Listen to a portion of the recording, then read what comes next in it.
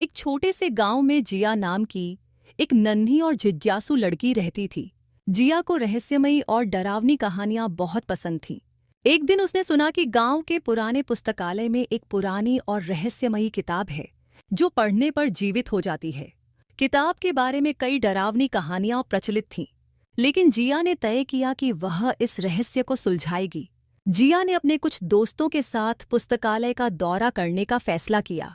जैसे ही वे पुस्तकालय के पास पहुंचे, अचानक से हवा में एक अजीब सी ठंडक और डरावनी आवाजें आने लगीं। पुस्तकालय स्वागत है साहसी बच्चों, अगर तुम्हें सच्चाई जाननी है तो अंदर आओ। जिया और उसके दोस्तों ने अपने डर को किनारे रखकर पुस्तकालय के अंदर कदम रखा। अंदर का दृश्य बहुत ही डरावना था। हर कोने पर धूल और मकड़ी के जाल थे। अचानक से एक पुरानी दीवार घड़ी की टिक टिक की आवाजें आने लगीं और पुस्तकालय का सारा माहौल डरावना हो गया। जिया ने अपने दोस्तों के साथ पहला कदम रहस्यमयी गलियारे में रखा। वहां हर तरफ पुरानी किताबें और धूल भरे शेल्फ थे। गलियारे में अचानक से एक पुरानी किताब अपने आप खुलने लगी और उसके पन्नों से भयानक ध्वनियां आने लगीं।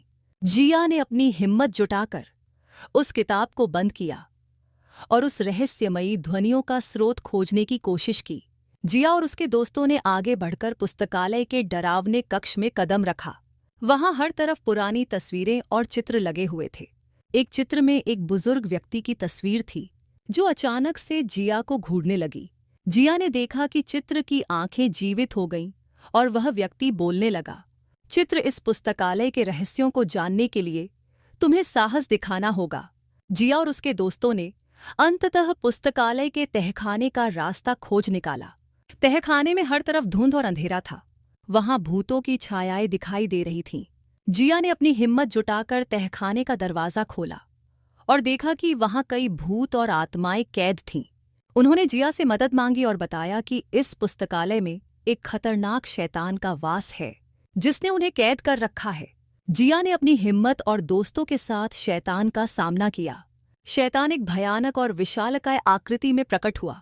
उसने जिया और उसके दोस्तों को डराने की कोशिश की, लेकिन जिया ने अपनी हिम्मत नहीं खोई और शैतान से लड़ाई की। अंततः जिया ने शैतान को हराकर पुस्तकालय को उसकी बुरी आत्माओं से मुक्त कराया। डरावनी पुस्तकालय की यात्रा के बाद जिया और उसके दोस्त अपने गांव में वापस लौट आए। उन्होंने गांव वालों को अपनी अद्भुत यात्रा के बारे में बताया और सबको पुस्तकालय के रहस्यों की कहानी सुनाई। गांव वाले बहुत खुश हो गए और जिया और उसके दोस्तों की कहानी सुनकर प्रेरित हुए। जिया की कहानी हमें सिखाती है कि अगर हम अपनी हिम्मत और साहस का इस्तेमाल करें तो हम किसी भी डर को हरा सकते हैं। उसकी डरावनी पुस्तकालय की यात्रा ने उसे अद्भुत अनुभव दिलाए और उसकी साहसिकता को और भी निखारा।